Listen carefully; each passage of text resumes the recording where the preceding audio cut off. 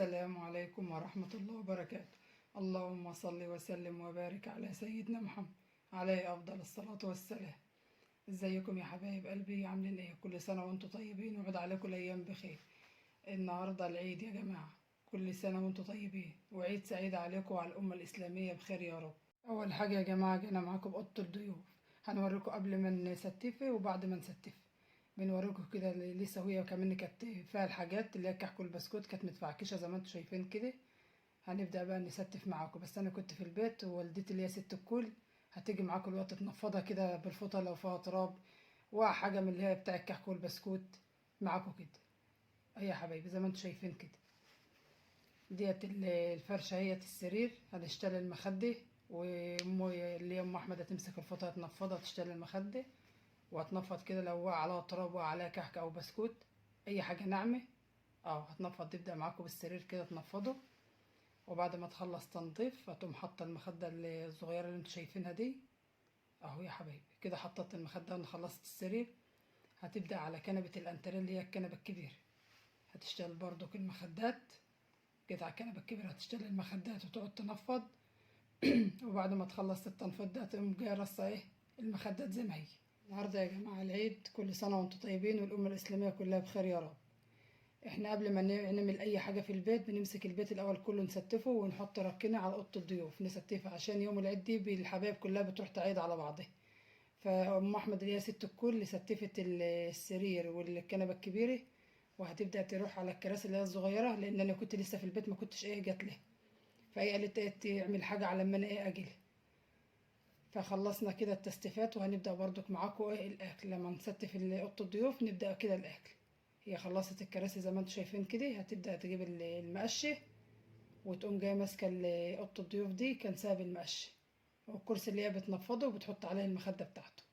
كده خلصت، هتجيب بقى ان المقشة تكنس الأرضية. هي نضيفة اهي، بس كمان احنا كنا حاطين الكحك والبسكوت والفاكهة والتسالي اللي كان ابو مالك جايبها لنا امبارح. الفيديو اللي انا عملته معاكم قلنا يكون واقع اي حاجة ناعمة من اللي احنا عاملينها الدايبة دي.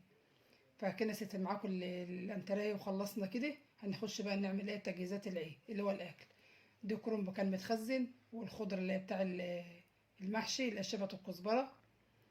هنا فرخة بيضة وذكر بط، و2 كيلو لحمة وشوية عظم كده، عظم بلحم زي ما انتوا شايفين كده يا جماعة. دي لحمة بتبقى لحمة حمرا ملبسة ببياض كده بسيط، لان لو جات لحمة خالص بتبقى ناشفة. هنيجي بقى على البوتاجاز، دي تقلية المحشي انتوا عارفينها واحنا عملناها معاكم كذا مرة. هنجيب هنا حلة نظيفة مليانة مية، لما تغلي هنسقط فيها الفرخة والذكر وشوية العظم. طبخنا النهاردة يا جماعة اللي هو يوم العيد 2 كيلو لحمة، حتة عظم بلحمة زي ما انتوا شايفين كده، وذكر بط وفرخة بيضة، ودي كرنب اللي هو هنعمل محشي. وهعمل معاكم صينية مكرونة بشاميل وصينية جلاش باللحمة وكفتة نواشف ومكرونة عادية ورز أبيض. واللحمة دي هتطبخ لوحدها، إما العظم والفراخ البيضة، أما الذكر هيتطبخ رخل معاهم. هيسقطوا التلاتة مع بعض، اللي هو العظم والذكر والفرخة البيضة هنسقطهم الوقت في مية مغلية اهي، بالطماطم بالمستكة بالورق اللورة مع بعض التلاتة. اما اللحمة هتطبخ لوحدها عشان تبقى شوربة اللحمة لوحدها، عشان ديت الشوربة ده هيزاد منها المحشي. وانا هوريكم حاجات كده الشكل العام بتاع الطبيخ، لان عشان انتوا ما تزهقوش مني، مرة نطبخه معاكم بالمقادير ومرة نوريكم الشكل العام بتاع الاكل. سقطنا كده اللحمة والذكر والفرخة البيضة مع بعض اهو.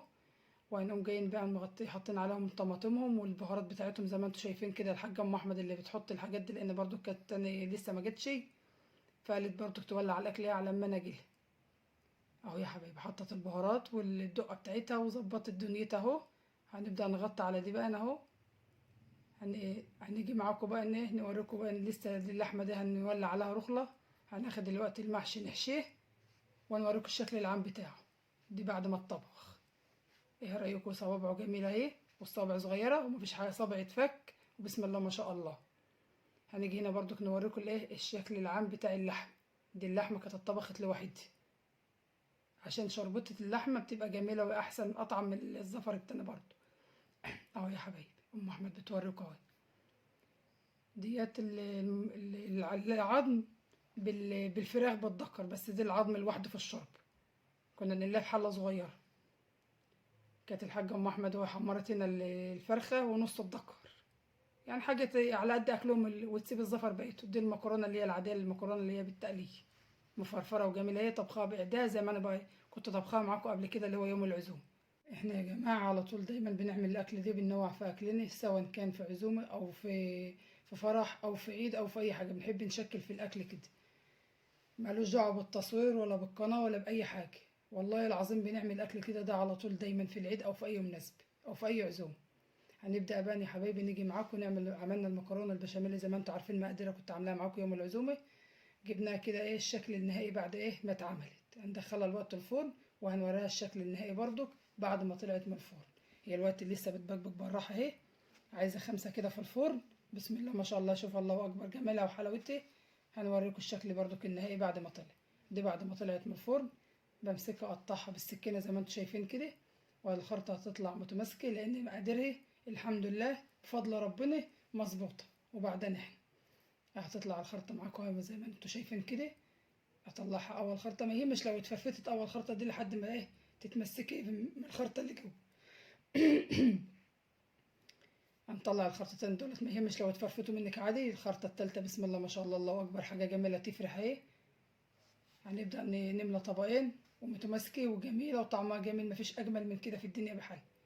هنيجي معاكم بقى نوريكم الشكل النهائي بتاع الجلاش. دي الشكل النهائي بتاع الجلاش باللحم، برضو جميل ومقرمش وحلو وبسم الله ما شاء الله، ذهبي من فوق وذهبي من تحت. هنبدأ برضو نطلع نجيب طبقين ونملاهم جلاش باللحمة. شوف شكله جميل ازاي، ومتقطع الخرط صغيرة، لا صغيرة ولا كبيرة، ولونه ذهبي من فوق وذهبي برضو من تحت، لأنني ومقرمش وجميل بسم الله ما شاء الله، ولا في زيادة ولا في أي حاجة، لأن أنا ما بحطش الزيادة إلا من على الوش بس، ما بدهنش بين الطبقات وبعضها.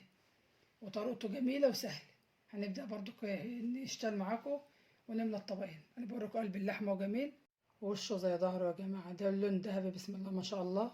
هنمسك الطبقين، نجيب طبقين نملاهم جلاش باللحمة زي ما ملينا طبقين مكرونة بشاميل اهو يا حبايبي، ذهبي ولون جميل ومقرمش ومفيش في ريحة الزيادة. هنيجي هنا بقى، كان عندنا كيس كفتة متبقي من العزومة، جبناه جهزناه وبنصبع. الحاجة ام احمد بتصبع زي ما انتم شايفين كده، وانا بحط في البقسماط وارص في الصينيه. الصينيه دي كانت مدهونه سمنه وبالرص زي ما انتم شايفين كده. هنبدا برضو ندخلها الفرن. كانت ساعتها ايه الفرن ولع زي ما عملنا المكرونه عملنا جلاش، فبنجهز حاجه وحاجه كده. دهناه بالصلصه من اللي هي باقيه من المكرونه او المحشي ودخلناها الفرن. عايزه اقول لكم يا جماعه ان كانت ريحتها وطعمها قلب الشارع وكانت جميله بسم الله ما شاء الله، الله اكبر. هنيجي بقى معاكم نغرف. قولوا لي بقى يا جماعه، انتوا عملتوا ايه في العيد بتاعكم في الكومنتات؟ عملتوا زينا ولا بتعملوا اقل ولا احسن مننا؟ هنيجي بقى نغرف ونوريكم الشكل النهائي بتاع الطبيخ اللي احنا طبخناه كله. اول حاجه جبت طبق كبير، غرفت المحشي مفرفر زي ما انتم شايفين كده وريحته جميله بسم الله ما شاء الله، الله اكبر. جينا هنا جبنا طبقين عشان هنغرفهم مكرونه، برضو المكرونه مفرفره وجميله بسم الله ما شاء الله. غرفنا الطبق الاولاني، هنغرف كمان الطبق التاني زي ما انتم شايفين كده. هنرجع نجيب طبق تالت نغرفه برضك ايه مكرونه. بس شوف المكرونه مفرفره وجميله ازاي، الله اكبر بسم الله ما شاء الله. اكله كله زي العسل وريحته جميل. هنجيب كمان طبقين. لا، هنجيب الطبق الكبير نطلع العظم اللي هو عظم بلحمه، اللحمه كانت مستويه فيه دايبه دوب، وهنصفيه بالمقصوصه زي ما انتم شايفين كده من الشوربه، ونطلع واحده واحده لحد ما نطلع كميه العظم باللحمه اللي احنا سويناها، وبرضك نميلها على جنب. هنجيب بقى معاكم يا حبايبي 3 اطباق، وهنجيب الكفته نشتغلها صبع بصبع زي ما انتم شايفين كده.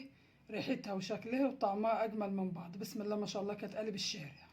ملينا طبق وبنملى الطبق التاني زي ما انتم شايفين كده، بنرص الصبع جنب اخوه، وكانت متماسكه وجميله واللون ذهبي من فوق زي من تحت. هنجيب الطبق التالت نرصه زي ما انتم شايفين كده يا حبايبي اهو، زي ما انتم شايفين الكفته بسم الله ما شاء الله، والاكل كله والله العظيم ريحته جميله ويفرح القلب.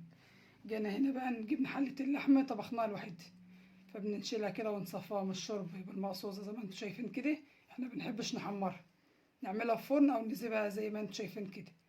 هنطلع برضو كل 2 كل لحمة زي ما انتم شايفين في طبق كبير، ونصفيهم من الشوربة كويس. اهو، ونقوم جايين مميلينها برضك على جنب عشان نبدأ نكمل ايه الاكل كله. ده الشكل النهائي بتاع الاكل كله اللي احنا عملناه: مكرونه بشاميل، جلاش باللحمه، محشي، طبق رز ابيض، طبقين شوربه، ليمون ودقه ومعالق. احنا عملنا طبق رز ابيض عشان الطبلة ما كانتش واخده ايه الاكل اللي احنا عاملينه الجميل والحلو. قولوا لي يا جماعه، انتوا بتعملوا في العيد كده زينا ولا احسن مننا؟ وكل سنه وانتوا طيبين، وعود عليكم الايام بخير انتوا واولادكم. ايه رايكم في الاكل الجميل بتاع ام احمد الصغيره وام احمد الكبيره؟ معلش يا جماعه، زوري لسه واجعني والله. دي الشكل النهائي بتاع المكرونه بشاميل واللحمه والكفته، كل حاجه دايبه دوب كده وطعمها احلى وريحتها اشيك. بسم الله ما شاء الله، الله اكبر. وعد عليكم الايام بخير يا رب، وكل سنه وانتم طيبين، وعيد سعيد عليكم وعلى الامه الاسلاميه كلها. ايه رايكم في الاكل بتاعنا؟ بسم الله ما شاء الله، اكل بسيط وحلو. واحنا دايما عامه بنعمل الاكل دي على طول في عيد او في مناسبه، مش شرط تصوير ولا اي حاجه والله، من قبل قناه، من قبل اي حاجه بنعملها. يعني مش ان احنا بنعمل الحاجات دي عشان القناه ولا عشان التصوير، لا والله ما حصل. ده اكلنا وده عادتنا اللي احنا بنعملها على طول دايما. وكل سنه وانتم طيبين يا حبايبي. اكل اهو يفرح، بسم الله ما شاء الله، ما فيش حاجه وحشه، وحاجه ريحتها حلوه وطعمها احلى.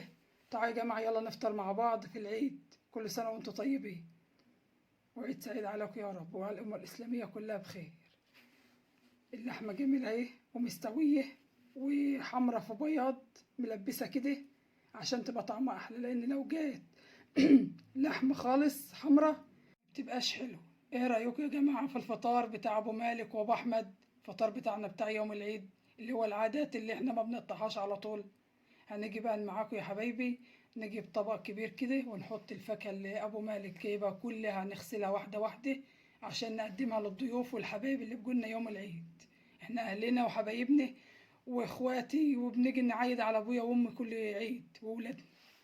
جينا بقى نغسلنا الفاكهة، هنغسل الفاكهة معاكم واحدة واحدة يا حبايبي. دي الجوافية والبرتقال والسفندي والجوافية والأناناس والفراولة، كانت والدتي غسلتها وحطتها في التلاجة لأن ما لهاش روح برضه، بتبقى طب العجل. هنغسل معاكم واحدة واحدة أهو. بدأنا بالجوافية، نغسل ونحط في الطبق، ونبدأ بالبرتقال نغسلها غسيل حلو وننشفهم برضك أهو يا حبايبي، غسلنا أهو. هنيجي في التفاح، نغسل التفاح والأناناس وبقية الجوافيه والسفندي. هنغسل كمية الفاكهة اللي أبو مالك جايبها كلها ونيجي بقى نرصهم في طبق الفاكهة، ونحط الشوكولاتة في البنبناية بتاعتها. معلش احنا جبنا طبق الفاكهة بتاع أبو مالك على ما انزل اجيب لوالدتي شوية حاجات ناقصاها، والبنبناية بتاع الشوكولاتة بتاع التسالي. احنا قلنا له هاتهم المرة دي على ما نشتري بتوعنا، وخلصنا التصوير بتاعنا وطلعنا الحاجة مكانها. كنا خلصنا الفاكهة غسيل، جبت طبق الفاكهة، بدأت أحط من كل نوع أنا جايباه. حطيت أناناسية، برتقانتين، سفنديتين، 3 تفاحات، جوز جافيات. هنجيب برضو شوية موز نحطهم على الوش كده، لكن الفراولة سيبناها في ايه في الفريزر. دي الشكل اللي طبق الفاكهة. جينا هنا جبنا البونبونية.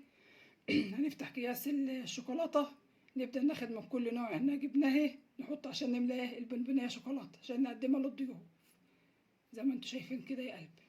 اهو حطينا الشوكولاتة اللي مشكلة من اللي احنا كنا جايبينها. خلصنا الشوكولاتة اهو، قلبتها بايديا عشان تبقى كلها زي بعضها، وهنبدأ نغطيها ونميلها عن جنب او نشتلها. هنجيب بقى التسالي، طبق التسالي. هنبدأ نجيب الشوكولاتة بالبندق بالحاجات دي نحطها زي ما انتوا شايفين كده. دي في الشوكولاتة حطيناها. جبنا ذرة، هنرجع نجيب لب عباد اهو يا حبايبي. بعد ما نخلص اللب هنبدأ نجيب فول سوداني مملح زي ما انتوا شايفين كده، وهنبدأ نجيب لب صبر، دي لب قارع، والمربع اللي لسه باقي هنجيب لب صبر. ادي التسالي بتاعتنا بتاع العيد النهارده. ايه رايكم في التسالي بتاعتنا والفاكهه بتاعتنا؟ برضو احنا في ايام العيد بنعمل كده، مش عشان تصوير عشان حاجه. كنت عملت معاكم صينيه الكيكه بس انتوا شفتها قبل كده، صورتها بس الشكل النهائي كده، فاقطعها برضو وارصها في الاطباق عشان نقدمها برضو لحبايبنا. هبدا اقطع معاكم. انا كان نفسي اعملها بكريمه، بس والدتي ما بتحبهاش بكريمه، عايزاها ساده زي ما انتم شايفين كده. وبرضك هطلع اعملها معاكم بعد كده بكريمه عشان اعرفكم طريقه الكريمه بتتعمل برضك ازاي. هبدا اطلع اهوت الكيكه في الاطباق زي ما انتم شايفين. بسم الله ما شاء الله، هشه وطريه وذهبي من فوق زي من تحت. بسم الله ما شاء الله، الله اكبر. والله حاجه تفرح القلب. وكل سنه وانتم طيبين والامه الاسلاميه بخير يا رب. شوفوا طريه اهي وهشه زي ما انتم شايفين، بتك عليها ترجع مكانها تاني. هنبدا نجيب الترمس بالحمص، عملناه اهو. بس ما حملناهوش معاكم. ودي الفطره اللي هو التمر، لو انتوا بتقولوا على تمر او فطره. هنعمل طبقين. هنجيب طبق سوداني زي ما انتوا شايفين كده، ده سوداني مقلي. هنيجي بقى دلوقتي نعمل الكحك. وكنا صحنين سكر بودرة، هنرش على وش الكحك ايه سكر بودرة زي ما انتوا شايفين اهو يا حبايبي.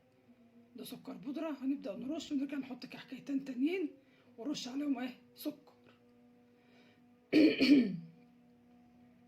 هنجيب طبق كمان ونبدأ نحط فيه ايه البسكوت اللي احنا عملناه معاكم. حاجة جميلة ودايبة دوب ومقرمشة في نفس الوقت وخفيف. الله أكبر، والله حاجة جميلة وحاجة تفرح يا رب. كل سنة وانتم طيبين. هشوف لنا دهبي من فوق زي من تحت، وكل البسكوت طالع كده وانتوا شايفينه معاكم برضه. هنجيب طبق كمان نحط الغريبة. نص الطبق أبيض ونص الطبق ايه شوكولاتة، عشان اللي ياكل دي واللي ياكل دي. ايه رأيكم بقى في التسالي والفاكهة والكحك والبسكوت والترمس والسوداني والفطرة؟ دايما يا حبايب قلبي احنا بنعمل الحاجات ديت، التسالي والغريبة والبسكوت والكحك، بعيد عن قناة وبعيد عن تصوير وبعيد عن اي حاجة. واولا انت لما بتعملي الحاجة في البيت بتبقى عارفة انت حاطة ايه ومقاديرك ايه، احسن من الشراء. واللي الشراء لا بأكل ولا بشبع. ايه رأيكم في الشكل النهائي بتاع التسالي بتاعتنا والفاكهة والكحك والبسكوت والشوكولاته والتسالي؟ اهي هنبدا معاكم بالتسالي. هنوريكم بسم الله ما شاء الله حاجات كلها تفرح وحاجات حلوه، وفرحت بيتك وفرحت عيالك. واي حد يضيف يجيلك بتقدمي وانت ايه عين جامده كده، بتجيبي الخير اللي انت ايه عملتيه. اهو بدانا بالفاكهه برضو، وجينا هنا بنوريكم الكيكه. ودي الشوكولاته جبنا من كل اللي احنا كنا صورونه معاكم. ودي الفطره والتمر. دي الترمس بالحمص مع بعض. دي السوداني. دي البسكوت الغريبة. كل حاجة دايبة دوب كده، الحاجات اللي هي الدايبة اللي احنا عاملينها كان الكحك او البسكوت او الغريبة. بسم الله ما شاء الله، الله اكبر. بقولوا لنا في التعليقات ايه رأيكم في الفطار بتاعنا والحلويات بتاعتنا والتسالي بتاعتنا. ادعوا لي يا جماعة ان ربنا يشفيني وياخد بيدي. وكل سنة وانتم طيبين، ويعود عليكم الايام بخير، وعيد سعيد عليكم وعلى الامة الاسلامية يا رب بخير. ايه رأيكم يا جماعة في طبخ العيد وفاكهة العيد وتسالي العيد والكحك والبسكوت والغريبة؟ عرفوني يا جماعة في الكومنتات الحاجات اللي أنا عملتها. أسيبكم في رعاية الله، مع السلامة.